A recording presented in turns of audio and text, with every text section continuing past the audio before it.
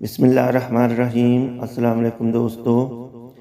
انسان کو زندگی میں کبھی بھی پریشانی، دکھ، مصیبت، بیماری آئے تو اس کی کتنی وجہ ہوتی ہیں، قرآن مجید اور احادیث کی روشنی میں آپ کو تفصیل سے اس ویڈیو میں بتاتے ہیں۔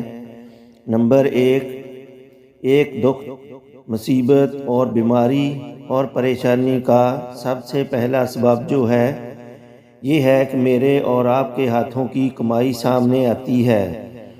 گناہ کر بیٹھتے ہیں، غلطی ہو جاتی ہے، سستی ہو جاتی ہے، اللہ تعالیٰ کی نافرمانی ہو گئی تو اس گناہ کی شامت پڑتی ہے، اس کی نحوست پڑتی ہے، دکھ کی شکل میں، مصیبت کی شکل میں، بیماری کی شکل میں، پریشانی کی شکل میں۔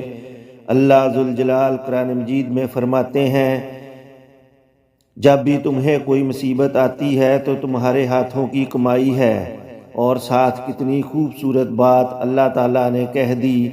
حالانکہ اللہ تعالیٰ معاف کر دیتے ہیں، پکڑتے نہیں ہیں، یہ کبھی کبھی بس جھنجھوڑتے ہیں۔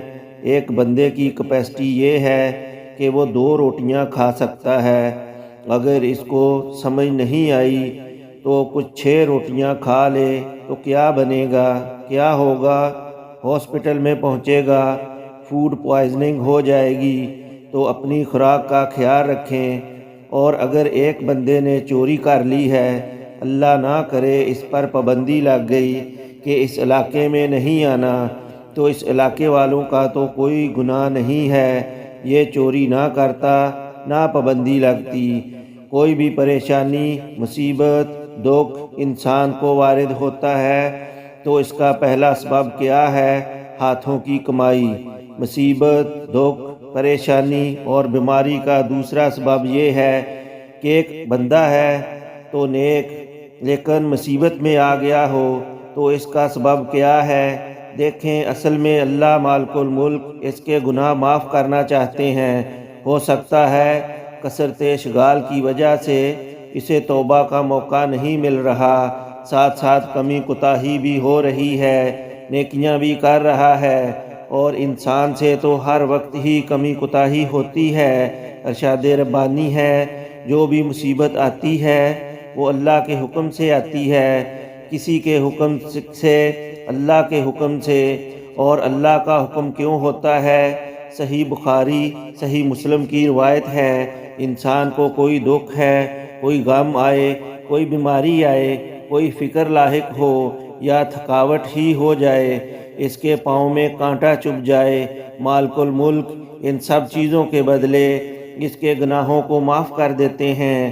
تیسرا سبب جس سے دکھ، پریشانی، مصیبت اور بیماری آتی ہے وہ یہ ہے کہ ارشاد ربانی ہے یہ درجات کی بلندی کے لیے کوئی مصیبت آتی ہے۔ آسمانوں اور زمینوں میں جو مصیبت ظاہر ہوتی ہے اصل میں اللہ نے لوح محفوظ میں لکھی ہوئی ہے، اللہ نے لکھ دی ہے کہ یہ مصیبت آئے گی۔ لکھا کیوں ہے؟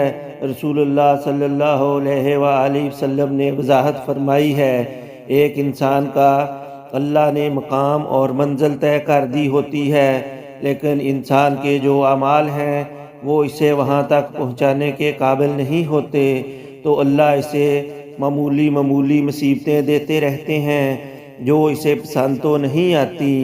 کیوں دیتے ہیں؟ تاکہ اس کا بندہ جنت کے اس درجے پر پہنچ جائے۔ یہ سلسلہ صحیحہ کی روایت ہے۔